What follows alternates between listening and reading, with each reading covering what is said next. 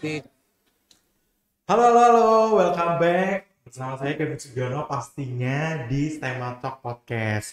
Nah, STEMA Talk Podcast ini nggak pernah bosen ya untuk menghadirkan topik-topik yang lagi happening dan tentunya mengedukasi. Nah, untuk topik podcast hari ini kita akan membahas seputar fenomena yang akan terjadi pada anak-anak nih. Dan salah satu pertanyaannya itu adalah, anak gak ceria lagi, mungkin gak sih anak-anak ini mengalami depresi nih, ya kan? Nah, tentu aja nantinya kita akan membahas bersama Miss yang ada di sebelah saya ini sekarang. Nah, mungkin tak kenal maka tak sayang nih, ya kan? Jadi mungkin kita boleh kenalan dulu dengan Missnya. Boleh Miss diperkenalkan namanya, terus profesinya sebagai apa? Oke. Iya, baik. Halo, salam kenal semuanya. Nama saya Maria Jessica Alexandra Subroto. Wah, panjang ya. Panjang. Panggilannya Jessica biasanya. Saya bekerja sebagai psikolog klinis anak dan remaja. Jadi Oke. biasanya memang klien-kliennya itu rentang usia 0 sampai 18 kira-kira ya. Seperti itu. Oke, nah Miss Jessica ini sendiri prakteknya di mana sih? Nah, mungkin boleh diperkenalkan kliniknya, terus alamatnya di mana? Oke, baik. Saya berpraktek di 911 Psychological Center. Jadi lokasi kliniknya ini ada di Ruko Anifa Junction, Gading Serpong, Blok FA nomor 22. Nah, di sana kami membuka layanan psikologi untuk konseling, baik itu dewasa maupun anak. Oke. Kemudian kalau ada kebutuhan untuk psikotes seperti tes IQ, minat bakat, tes konseling karir misalnya, itu kami juga ada layanannya di sana gitu. Mungkin kalau yang mau kepo-kepo bisa cek Instagram kami juga di @911psychologicalcenter.id seperti itu. Oke. Nah, mungkin karena Miss Jessica yang udah di sini, mungkin kira-kira ada yang bertanya, biasanya prakteknya hari apa aja sih? Gitu. Iya. Saya mengalokasikan 3 hari biasanya untuk berpraktek di 911. Itu ada di hari Selasa, Kamis, dan Jumat. Tapi biasanya untuk appointment tetap harus melalui perjanjian terlebih dahulu. Biasanya seperti itu sih. Oke, jadi info untuk lebih lanjutnya bisa cek di Instagram ya, Kak, Instagram ya? tadi ya, langsung bisa ada nomor admin di situ. Oke, mantep. Nah, sebelum kita ngobrol-ngobrol jauh nih Kak, saya ingin mengumumkan bahwa kalau hari ini ada giveaway spesial nih dari 911 Psychological Center bagi yang menonton nih dengan pertanyaan terbaik dan pastinya beruntung. Jadi kalian semua bisa yang mau tanya-tanya langsung bertanya di chatroom ya dengan format nama /nomor telepon /domisili /pertanyaan. Nah, Kak, mungkin kita langsung ngobrol-ngobrol nih ya kan. Di zaman sekarang nih Kak, mungkin boleh dijelasin dulu nggak sih Kak, perkembangan anak di generasi sekarang ini seperti apa sih begitu? Kalau kita berbicara di zaman sekarang 2025 ini ya, menurut saya kesehatan mental itu udah mulai semakin terbuka ya. Banyak orang sekarang udah mulai paham apa itu kesehatan mental, akses ke kesehatan mental juga sudah banyak. Dan itu tuh membuat anak-anak tuh juga semakin aware nih sama kondisi mental mereka gitu. Jadi kalau yang saya perhatikan, anak-anak zaman sekarang tuh udah mulai bisa terbuka gitu ya mengenai apa yang mereka alami gitu. Misalnya, aku tuh orangnya overthinking banget. Nah, mereka bisa tuh mengeluarkan term-term seperti itu. Kalau zaman saya kecil dulu kayaknya nggak pernah tuh ya ngomong hal kayak gitu. Kemudian mereka udah mulai tahu beberapa term-term diagnosa psikologi gitu ya, kondisi-kondisi psikologis, dan mereka udah mulai bahkan bisa melakukan self diagnose ya, walaupun itu sebetulnya tidak disarankan ya, tapi itulah perkembangan yang terjadi gitu, karena semakin mereka melek sama ilmunya ya semakin mereka bisa connect the dots gitu ya. Jadi mereka kayaknya aku ngerasain gejala ini nih, kayaknya aku ngalamin gejala ini, dan akhirnya mereka bisa mengidentifikasi sendiri gitu. Oke, nah sesuai dengan topik hari ini nih Kak, anak dulunya ceria tiba-tiba nggak ceria lagi nih, mungkin nggak sih depresi? Nah mungkin bagi orang tua yang nonton atau guru yang nonton, ya kan mungkin bener ya dulu murid aku, anak aku ceria banget nih, kok tiba-tiba jadi pendiam begitu loh. mungkin nggak sih Kak depresi, atau mungkin Kakak bisa menjelaskan lebih dalam lagi mungkin? Ya. Mhm. Jadi kita tahu ya kalau berkaitan sama psikologi, Mhm. mental itu biasa kaitannya sama kondisi emosi gitu. Mhm. Setiap kita kan manusia bisa ngerasain seneng, Mhm. bahagia, ceria, tapi bisa juga ngerasain kayak sedih, marah, Mhm. takut, kecewa, khawatir gitu Mhm. ya. Pokoknya rentang emosi itu ada banyak banget dan itu gak hanya orang dewasa tapi Mhm. juga anak-anak gitu ya. Anak-anak tuh juga bisa merasakan ragam emosi itu Mhm. gitu dan emosi itu kita ngerasainnya intensitasnya bisa beda-beda ya tergantung peristiwanya gitu. Betul. Kalau ada peristiwa yang membuat emosi kita tuh intens banget, Mhm. ada peristiwa yang ya sedih sih tapi biasa aja Mhm. gitu. Jadi benar-benar yang namanya kondisi emosi itu Mhm. sangat-sangat beragam dan Mhm. itu bisa dialami juga oleh anak-anak Anak-anak, betul. gitu. Dan biasanya kalau di anak-anak Mhm. kadang-kadang tuh mereka nggak menampilkan emosi itu secara langsung gitu. Iya. Jadi kalau kita orang dewasa misalnya kita marah, kecewa ya jelas gitu dari mukanya kita sebel Mhm. gitu ya. Mhm. Tapi kalau anak-anak tuh mereka bisa aja menampilkan itu tuh dengan jadi misalnya kayak tadi yang Kak Kevin bilang ya tiba-tiba diem aja, Mhm. kelihatannya kayak netral, tapi jangan-jangan di dalamnya kayaknya mereka lagi merasakan sesuatu yang kita Iya. nggak tahu tuh Mhm. apa gitu sih. Nah, mungkin nih Kak, waktu dia tidak bisa mengekspresikan dirinya, terpendam, terpendam, terpendam terus begitu. Kira-kira nantinya bisa meledak nggak? Atau mungkin ada nggak sih jangka panjangnya waktu mereka nanti besar? Seperti itu. Efeknya gitu ya. Efeknya gitu. Ya, betul. Itu pasti ada ya. Mhm. Jadi yang namanya emosi mau di anak-anak, mau di Mhm. orang dewasa, itu kalau kita simpan, kita pendam, itu Mhm. bisa jadi kayak bola salju yang Mhm. menggelinding tuh makin lama makin besar gitu. Betul, Di betul. awal mungkin rasanya sedikit aja intensitasnya ya Mhm. sedang-sedang aja gitu lah ya. Mhm. Masih bisa kok kita jalanin dengan Mhm. kita pendam misalnya gitu Mhm. ya. Tapi lama-kelamaan seiring berjalannya waktu itu Mhm. bisa membesar kayak bola salju yang bergelinding gitu. Mhm. Jadi dan kalau itu tidak tertangani sama sekali, itulah yang bisa membawa tadi efek jangka panjang ke masalah-masalah yang lebih serius, bahkan Mhm. mungkin ujungnya sampai gangguan psikologis gitu. Oke. Nah, mungkin Kakak juga, kalau kita boleh tahu ya, Mm-mm. familiar nggak sih dengan fenomena-fenomena yang tadinya namanya ceria, itu tiba-tiba pendiam gitu? Memang ada atau bagaimana? Mm-mm. Itu ada dan sayangnya banyak ya, Mhm. banyak sekali terjadi sekarang ini gitu ya, Mhm. anak-anak yang dari yang tadinya ceria tiba-tiba diem, dari yang Mhm. tadinya senang bersosialisasi, senang bergaul, tiba-tiba nggak mau ngumpul lagi sama Mhm. temen-temennya. Atau yang cukup banyak terjadi juga, mereka tadinya semangat, senang sekolah, sekarang tiba-tiba nggak mau sekolah, Mhm. mogok sekolah Mhm. gitu ya. Atau ada yang jadi nafsu makannya menurun. Mhm. Ada juga yang bahkan sampai konsentrasi belajarnya terganggu gitu. Yang tadinya Mhm. nilainya bagus-bagus aja, lama-lama kok kita lihat polanya kok nilainya turun, belajar Mhm. jadi kayak nggak semangat. Nah Mhm. itu banyak sekali tuh eh, Oke. kondisi-kondisi seperti itu ya di Mhm. anak-anak. Nah, mungkin kalau yang lagi familiar mungkin Kak, hal apa aja sih kayak membuat anak-anak ini tiba-tiba dari happy lalu pendiam Hmm. lalu terpendam begitu kan ekspresinya, Hmm. itu karena apa aja sih Kak mungkin Kak? Mm-mm.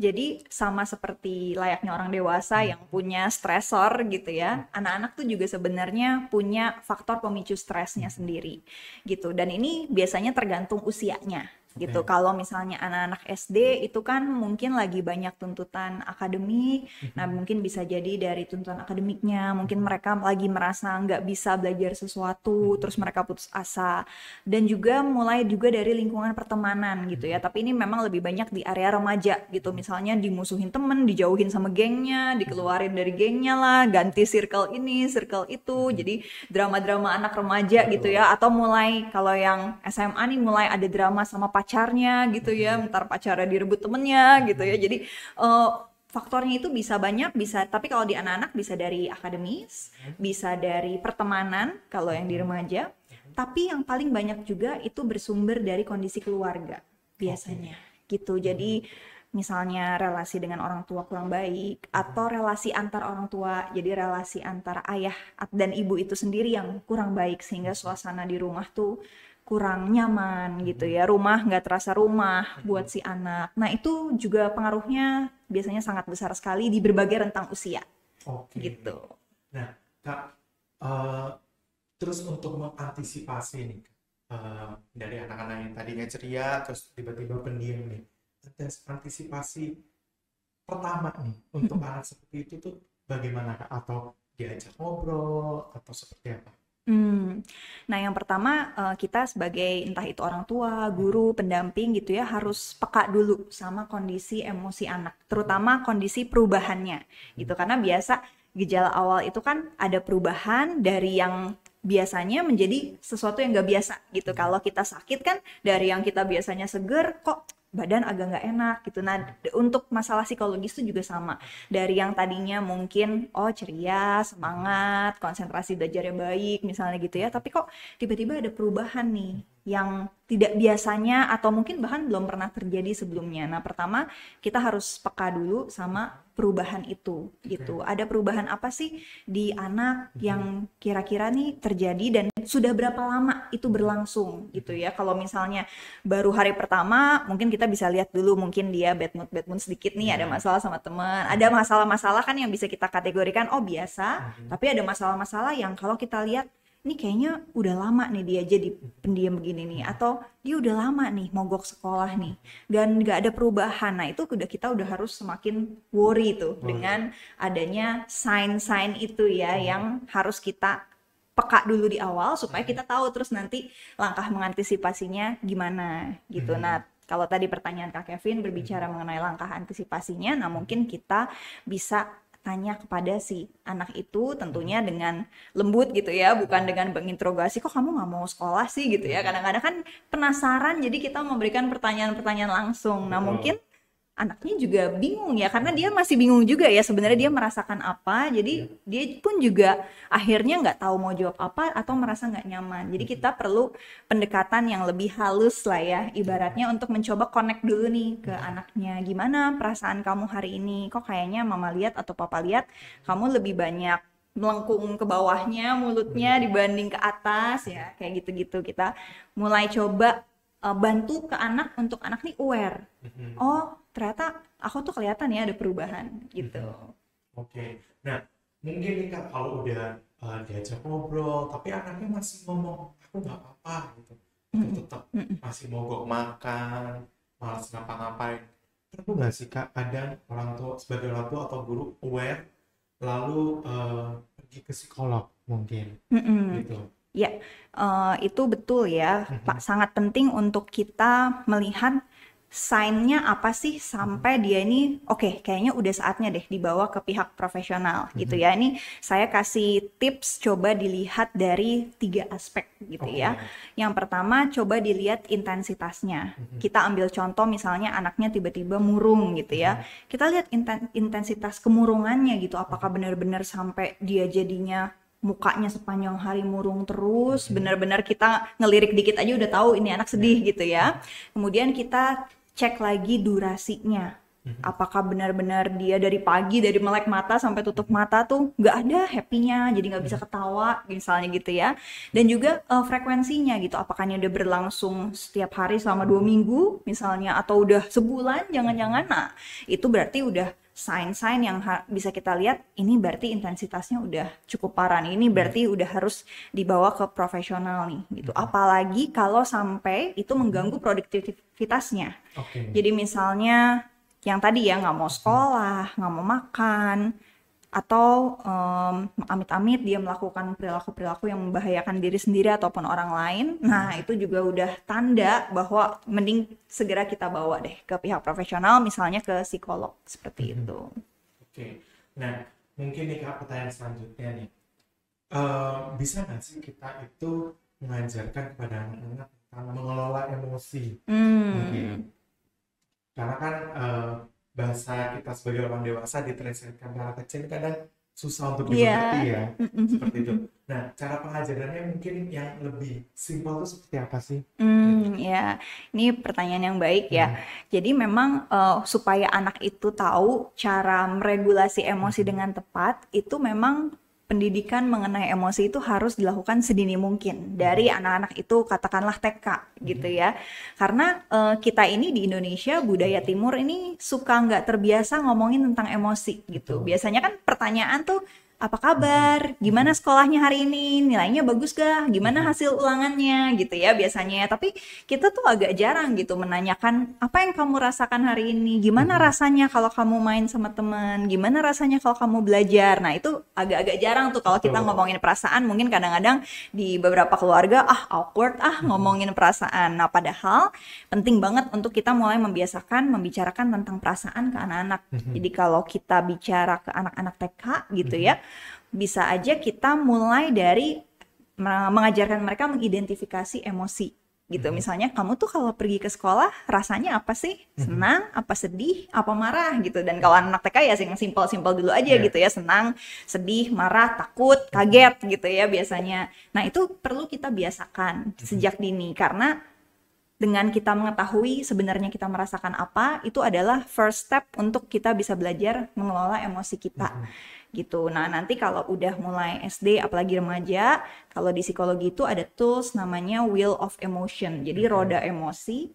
Isinya tuh ada, saya nggak tahu ya apa puluhan apa nyampe ratusan ya jenis-jenis emosi. Karena kan kita kalau dewasa mixed feelings biasanya ya, udah nggak mungkin cuma satu tuh perasaannya, itu udah campur sari gitu. Nah itu yang perlu mereka ketahui untuk identifikasi dulu. Oh rupanya aku tuh marah, rupanya aku tuh sedih, rupanya aku tuh takut loh gitu. Karena bisa aja dalam hati kita takut tapi respon yang kita munculin tuh jadinya marah, padahal sebenarnya akarnya kita merasa takut. Nah itu bisa aja, sekompleks itu emosi manusia. Jadi memang first stepnya adalah harus bisa mengidentifikasi apa yang sedang dirasakan gitu. Oke.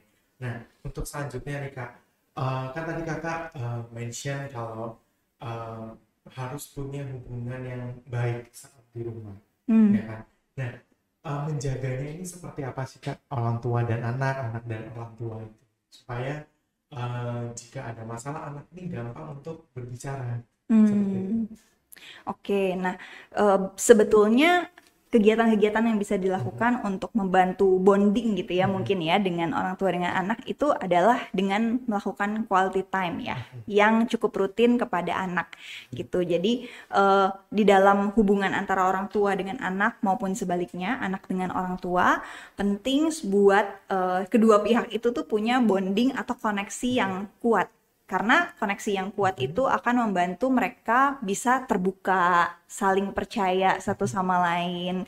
Kalau misalnya koneksinya aja nggak kuat, ya kita nggak mungkin mau cerita hal-hal yang sensitif gitu kan ya. Karena kita nggak terlalu deket, jadi aku nggak terlalu percaya. Kalau dari sudut pandang anak biasanya seperti itu. Nah, kegiatan yang bisa dilakukan adalah quality time sehari-hari. Misalnya ada waktu untuk ngobrol, entah mungkin lagi makan gitu ya, makan siang, makan malam bareng tuh ya usahakan ada interaksi. Jadi kadang-kadang tuh kita mungkin present secara fisik aja, tapi sebenarnya jiwa kita, pikiran kita tuh lagi di mana masing-masing gitu ya. Kalau zaman sekarang kan tuh paling sering ya udah main gadget masing-masing misalnya gitu ya, sibuk sendiri walaupun fisiknya berdekatan. Nah itu tidak terbantu tuh bondingnya. Tapi kalau dari kecil anak itu udah dibiasakan punya quality time bareng sama orang tua yang benar-benar ada interaksi dua arahnya, beraktivitas bersama. Nah, itu yang akan sangat-sangat membantu memperkuat hubungan itu. Jadi harus punya quality time ya Kak ya. Betul. Nah, ngomong-ngomong tadi soal gadget nih Kak, ada nggak sih Kak pengaruhnya gadget dengan depresi anak zaman sekarang ini? Ya. Ketergantungan terutama pada gadget ya. Kalau kita bicara gadgetnya itu sendiri kan sebenarnya bergantung sama penggunanya. Penggunanya bisa cukup smart nggak untuk menggunakan si smartphone atau smart tablet itu gitu ya. Jadi ketika penggunaannya itu terlalu banyak, lebih dari kadar yang seharusnya, maka itu beresiko untuk memunculkan masalah, salah satunya masalah emosi gitu. Misalnya dari lingkungan sosial media gitu ya, misalnya nih anak-anak kan sekarang aktif banget ya sosial media ya, mau itu Instagram, TikTok gitu ya, terus mereka misalnya dapat hate comment. Nah itu kan kalau jangankan anak-anak ya, orang dewasa aja bisa berantem gitu ya kalau di sosial media ya. Nah itu tuh bisa jadi pemicu untuk mereka jadi banyak merasakan emosi negatif, dan kalau mereka pendam, nah itu tuh yang bisa jadi bahaya kayak tadi ya, bola salju mengembang dan amit-amitnya bisa menjadi gangguan psikologi seperti depresi kalau tidak tertangani gitu. Jadi di dalam gadget itu sendiri banyak faktor resiko yang bisa membuat anak mengalami kondisi-kondisi yang tidak menyenangkan. Salah satunya ya itulah ya di sosial media. Yang kedua terbanyak juga dari game. Ya game online, main bareng, terus terjadilah pembulian di situ, diledekin atau misalnya dijauhin, diisolasi gitu ya. Gua nggak mau main sama lu lagi misalnya gitu ya. Kalau anak-anak kan gampang tuh ganti-ganti temen. Nah itu tuh bisa membuat mereka tuh terbuli walaupun di dunia maya. Nah itu efeknya sama-sama kalau kayak dibully secara langsung. Dan itu yang bisa menimbulkan tadi kondisi emosi yang penuh resiko. Penuh resiko. Memang gawai pada anak plus minus ya Kak ya? Plus minus, iya. Nah Kak, mungkin nih Kak, boleh di-mention kembali. Jika terjadi depresi pada usia anak-anak nih Kak, gangguannya itu apa aja sih? Mungkin di sekolah, mungkin di rumah, itu seperti apa sih Kak? Oke, kalau kita berbicara mengenai depresi, secara umum depresi itu adalah gangguan di mana seseorang itu memiliki mood sedih yang sangat-sangat intens gitu ya, dan juga kehilangan minat atau motivasi dalam melakukan sesuatu.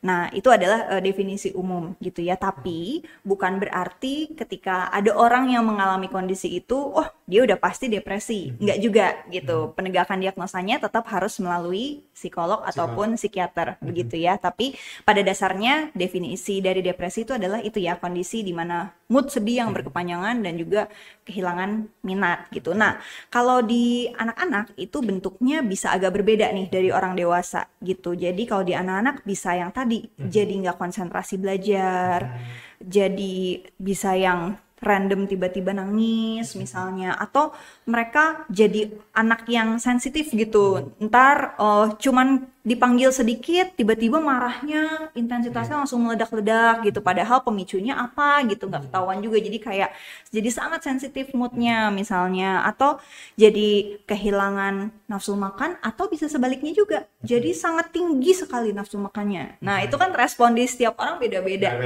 gitu. Nah jadi benar-benar bentukan gejala di luar nih dari depresi itu tuh bisa sebeda-beda itu antara satu individu dengan individu yang lain gitu. Tapi memang kalau di anak-anak kita bisa cek aja dari performance akademiknya gitu. Apakah kemampuan belajarnya jadi menurun, kemampuan konsentrasinya, kemampuan berpikirnya jadi menurun, kemudian daily life-nya, kehidupan sehari-harinya gimana, apakah dia jadi malas mandi misalnya, atau perubahan pola makan. Nah itu bisa kelihatan juga dari situ. Pola tidur, nah itu yang paling kelihatan banget juga salah satunya gitu ya. Dan kemudian relasi sosial gitu, apakah dia jadi tiba-tiba nggak mau ketemu best friend-nya padahal dulu maunya ketemu terus tiap hari. Nah itu ada beberapa contoh ya, bisa aja hal-hal seperti itu merupakan bagian dari depresi. Tapi sekali lagi jangan dilihat mentah-mentah gitu ya, karena kondisi setiap orang berbeda dan proses diagnosisnya itu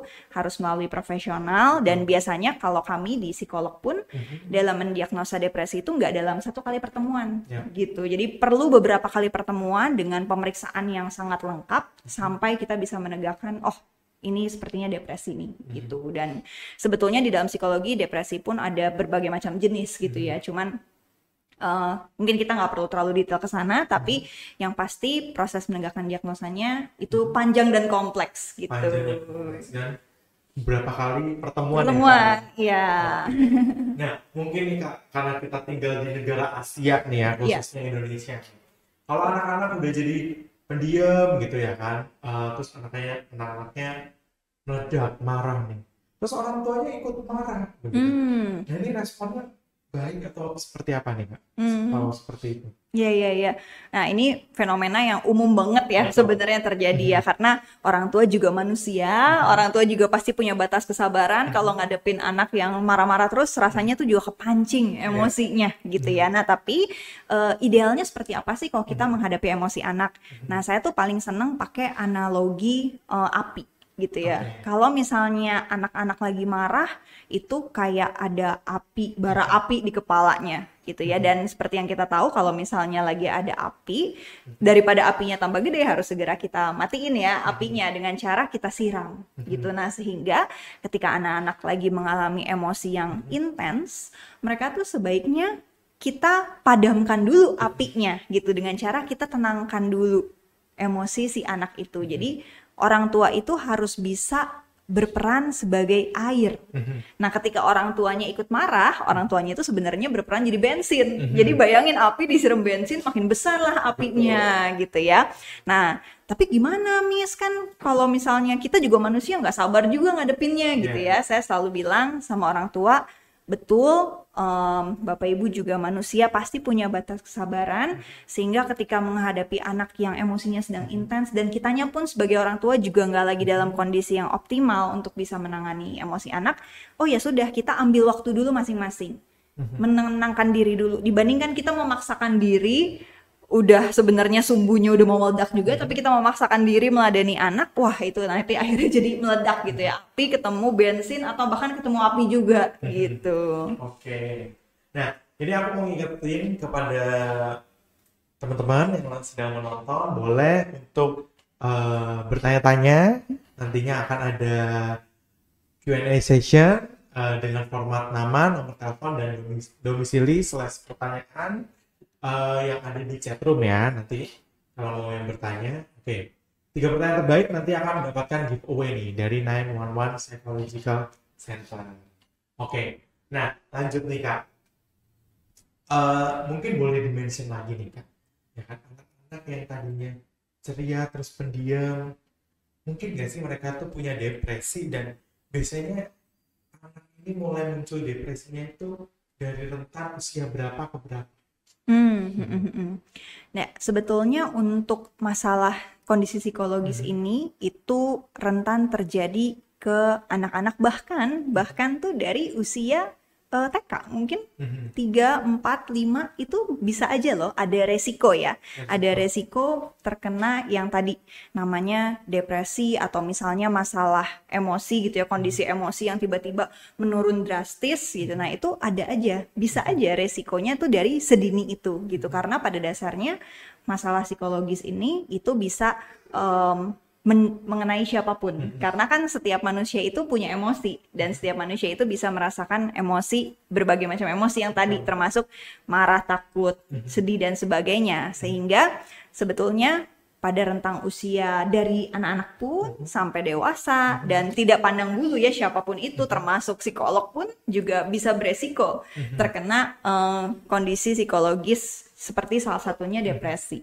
Begitu. Jadi resiko ini bisa mengenai siapa aja sebetulnya. Betul. Oke. Nah, ini mungkin pertanyaan terakhir nih Kak.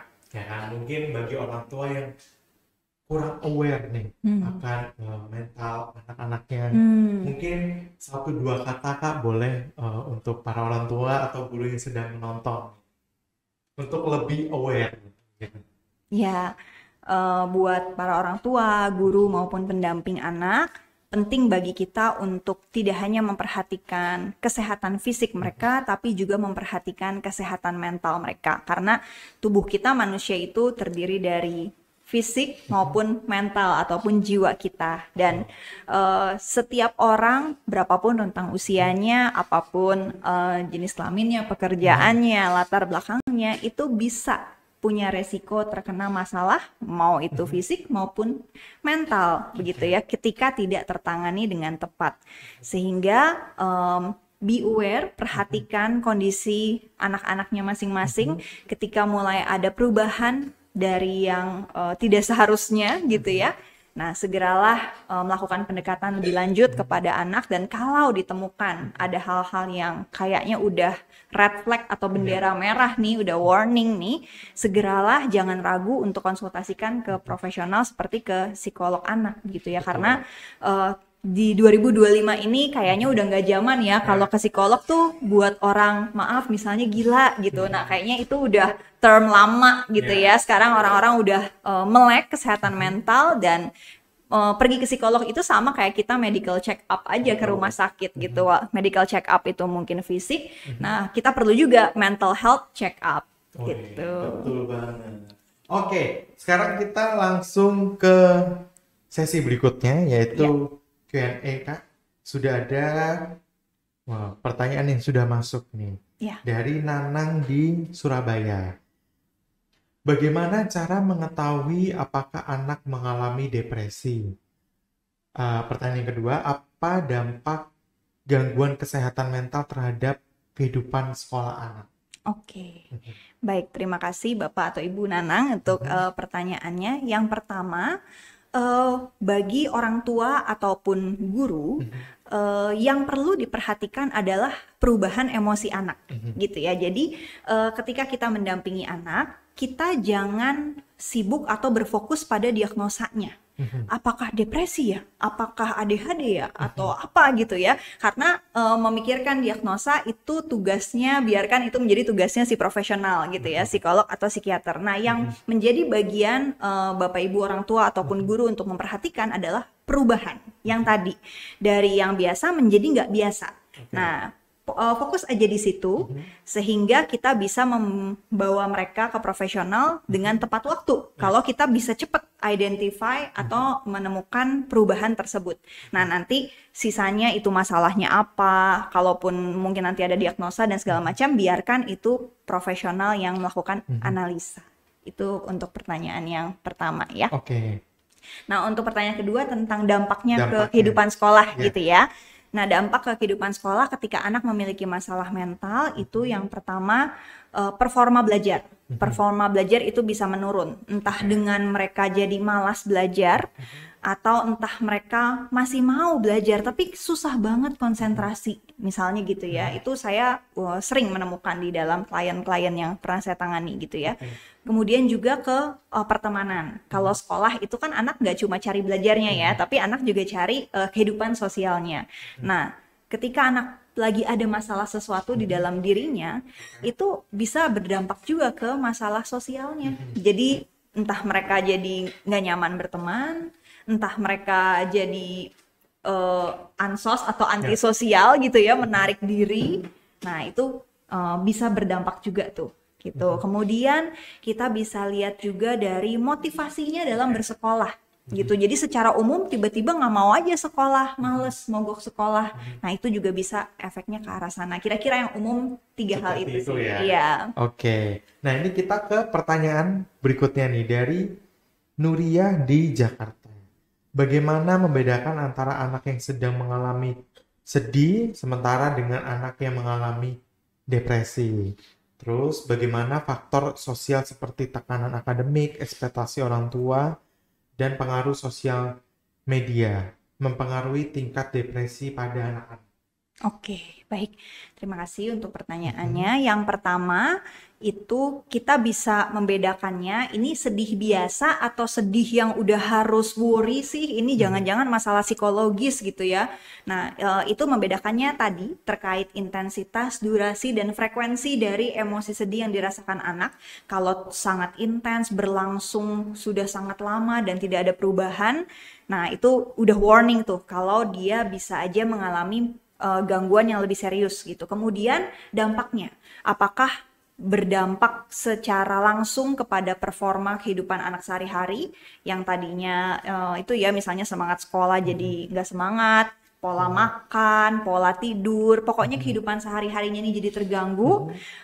Atau kita bisa lihat juga dari efek ke namanya danger. Apakah dari kesedihannya dia ini, misalnya katakanlah anaknya sedih terus gitu ya, apakah dengan kesedihannya itu dia sampai melakukan hal-hal yang membahayakan orang lain ataupun membahayakan dirinya sendiri gitu, atau sampai muncul perilaku-perilaku yang tidak biasa gitu. Jadi misalnya mengurung diri terus-terusan gitu ya. Pokoknya muncul perilaku-perilaku yang tidak umum yang kita sebut dengan menyimpang atau devian. Nah, itu berarti udah tanda-tanda anak harus segera dibawa ke profesional supaya bisa segera ditangani karena itu bisa jadi tanda masalah yang lebih serius.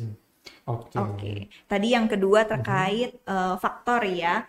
Bagaimana ekspektasi sosial begitu ya. Mempengaruhi anak-anak ini, bagaimana faktor sosial seperti tekanan akademik, ekspektasi orang tua, dan pengaruh sosial media mempengaruhi tingkat depresi anak? Ya, oke.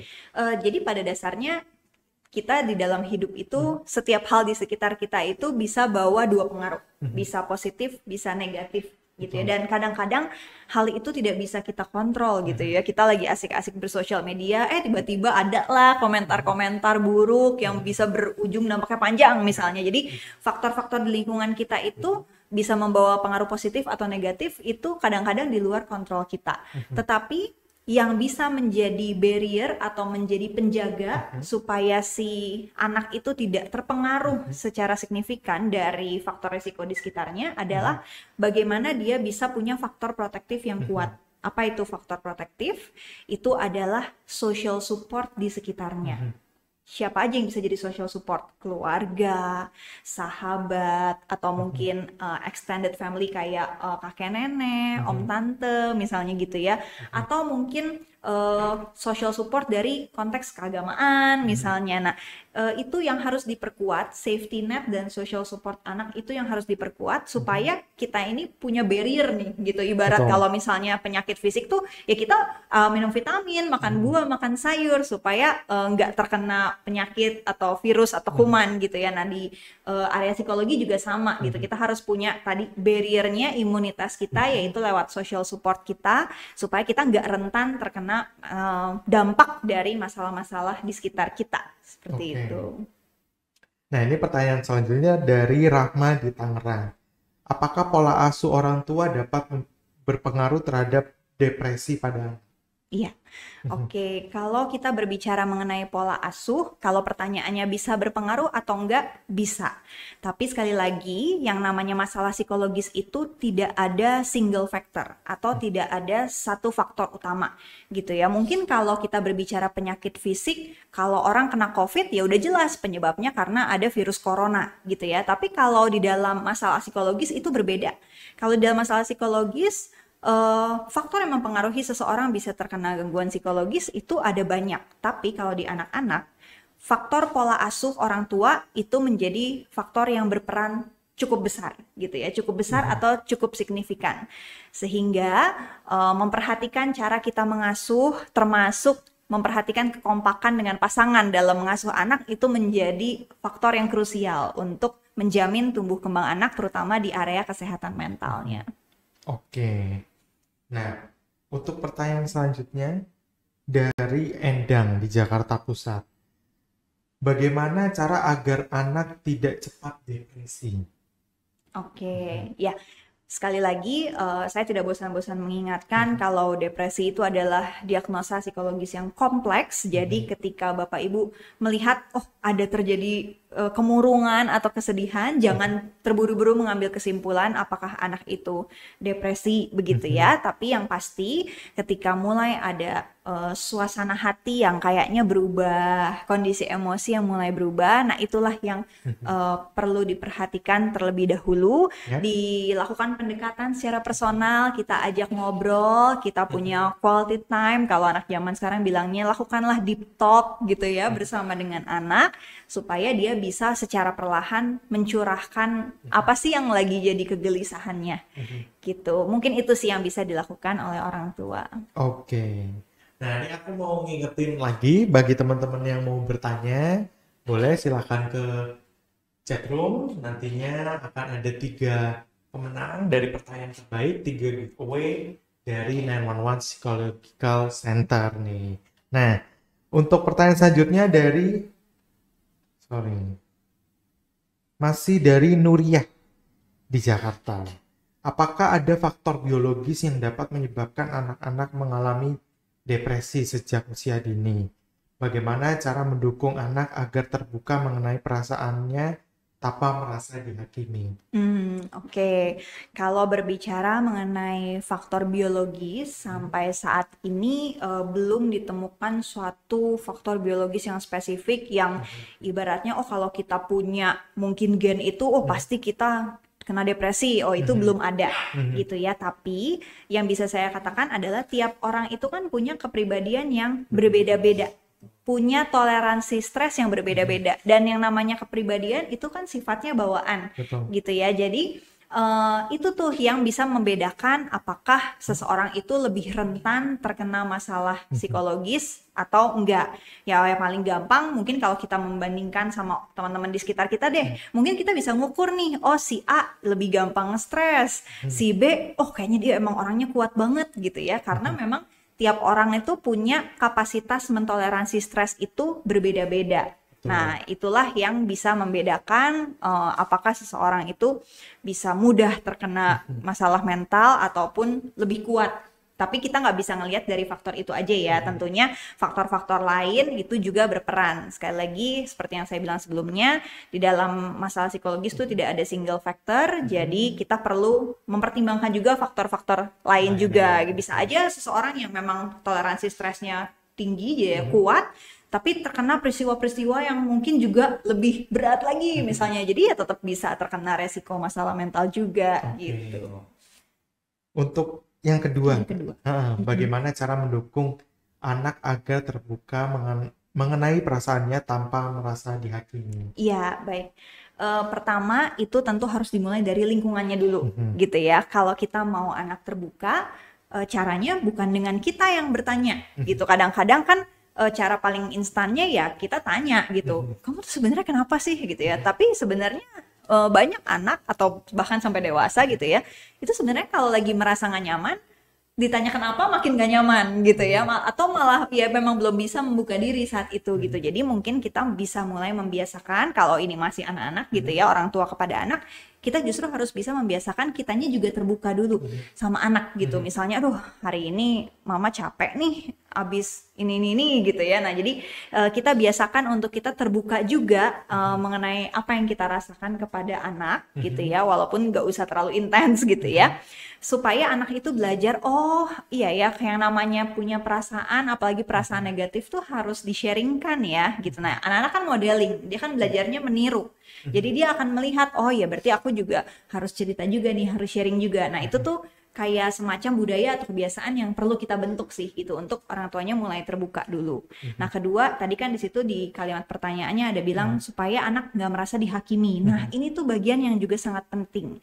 Terkadang respon yang kita berikan ketika anak itu mulai terbuka sama perasaannya, itu adalah respon yang mungkin kita nggak sadari itu respon yang menjudge atau menghakimi buat anak gitu ya. Misalnya katakanlah kita anak nih cerita gitu, tadi ada temen aku mukul, aku sedih misalnya gitu ya, terus orang tuanya, hah kok kamu bisa dipukul gitu ya. Nah itu adalah respon yang membuat anak tuh jadi takut, waduh nanti temen aku malah diapa-apain nih sama orang tua, aduh jadi malah anak tuh merasa semakin gak nyaman gitu. Jadi memang ketika anak itu mulai bercerita tentang perasaan mereka, tentang peristiwa-peristiwa yang mereka alami, kita harus belajar menyadari betul respon kita ini seperti apa yang kita tampilkan.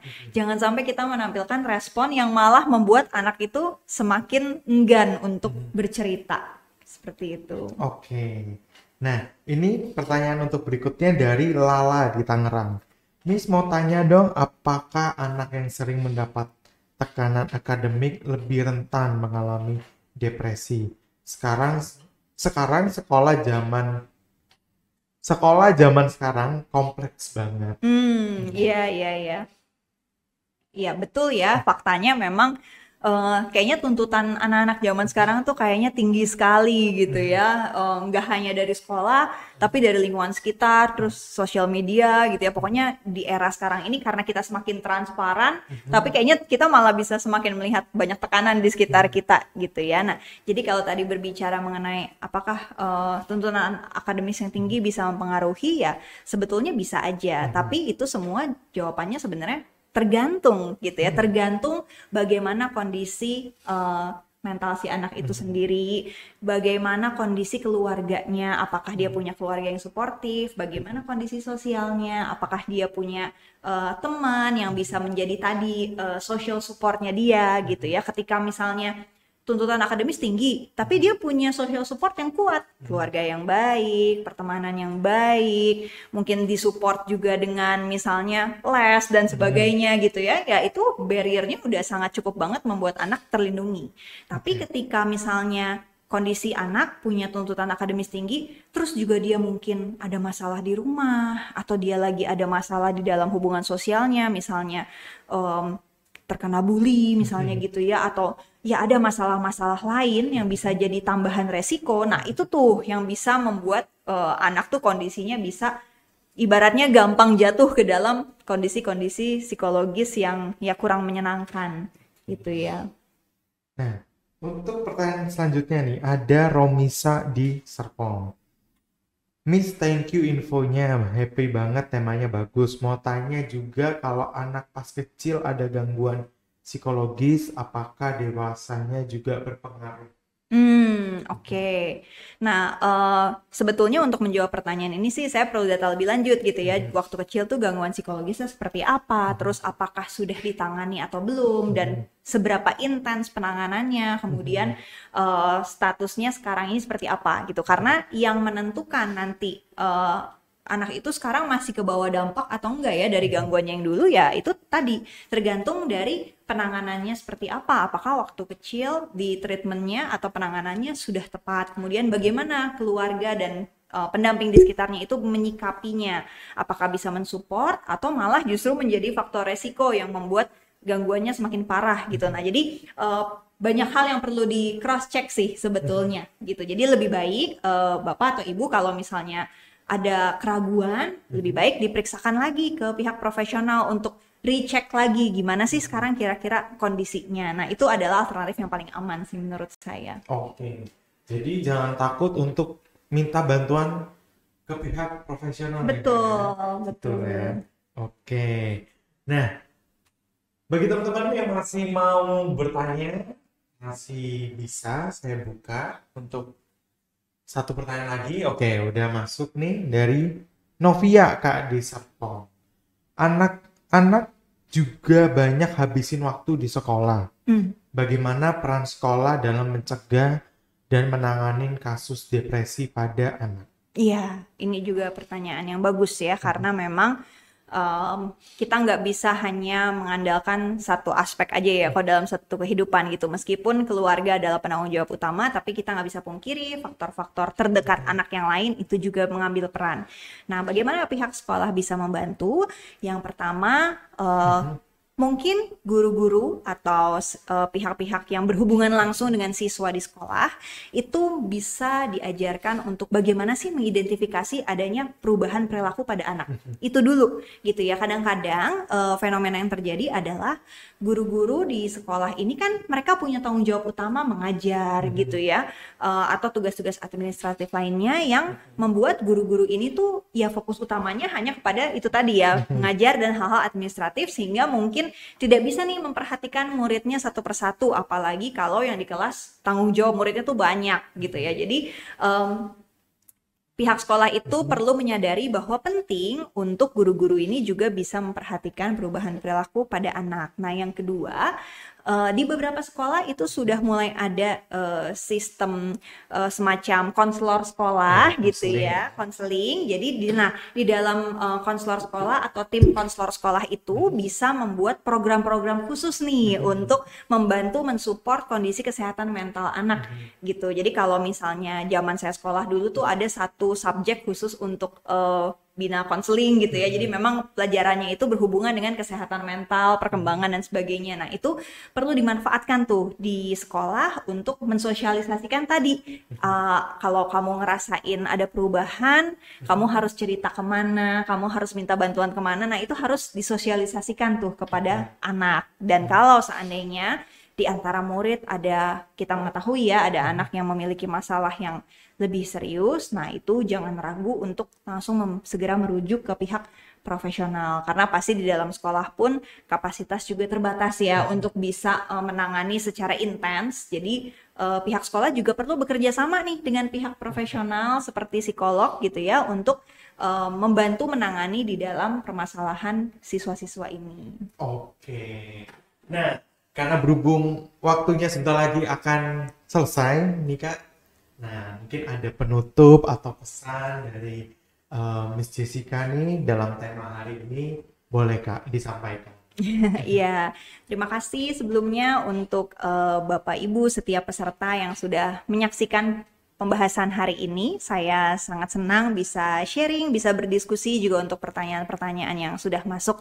Saya berharap Bapak Ibu apapun perannya, baik itu orang tua, baik itu guru, ataupun pendamping dalam bentuk apapun yang berinteraksi langsung dengan anak, bisa tetap memperkuat bonding atau hubungan atau koneksi dengan anak. Karena itu adalah cara terbaik kita bisa melindungi anak-anak kita dari berbagai macam resiko. Jadi jangan buang waktu untuk bisa terus memanfaatkan setiap kesempatan yang ada untuk bisa punya quality time, bonding, membuat koneksi dengan anak untuk mencegah anak mendapatkan masalah-masalah yang lebih serius di kemudian hari.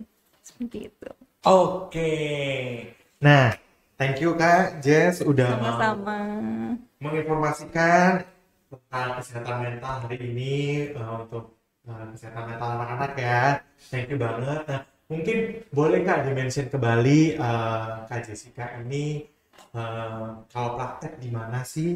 Itu mungkin bisa dihubungin di Instagram di mana sih gitu. Boleh Kak diinfokan kembali. Ya, jadi Bapak Ibu, kalau seandainya ada yang merasa kayaknya butuh deh anak saya diperiksakan ke psikolog, konsultasi gitu ya, bisa menghubungi saya. Saya berpraktik di 911 Psychological Center di Ruko Anifa Junction, Blok FA 8 nomor 22, itu lokasinya di Gading Serpong, nggak jauh dari Stella Maris Gading Serpong, gitu ya.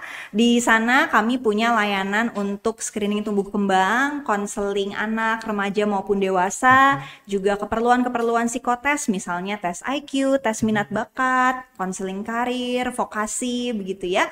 Kami bisa juga melayani itu. Dan kalau mau tahu informasi lebih lanjut atau mungkin mau menghubungi kliniknya gimana caranya, bisa langsung cek Instagram kami di @911psychologicalcenter.id.